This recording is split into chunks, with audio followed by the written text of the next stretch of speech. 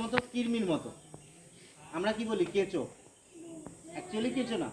কেঁচো কি ওইভাবে চলে? চলে না।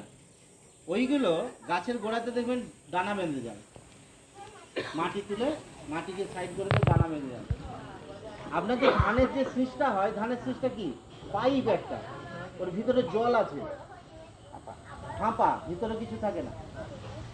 ওর মধ্যে গোড়া দিয়ে যে ও কিন্তু খালি খায় সেই গাঁটটাকেই খায়, আদার্স কিন্তু অন্য উপরে খায় না, নিচেও তো খায়।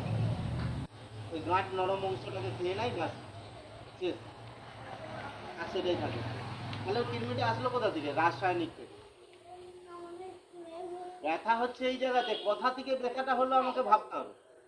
সেই রোগটাকে ঠিক করলে তাহলে এই জায়গায় ব্যথাটা সেরে যাবে। এটা দিয়ে যদি চাষ করেন, আপনার ধান গাছের রোগ প্রতিরোধ ক্ষমতা বাড়বে, ধান গাছ ভালো থাকবে, সুস্থ থাকবে। বাকি আসছি ফলনের উপরে।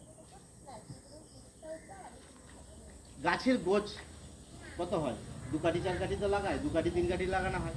কতটা হয় কাঠি? 18টা 20টা 22টা, তাই তো? ধান যেমন হয়, সরু ধান মোটা ধান ব্যাপার আছে, সেই হিসাবে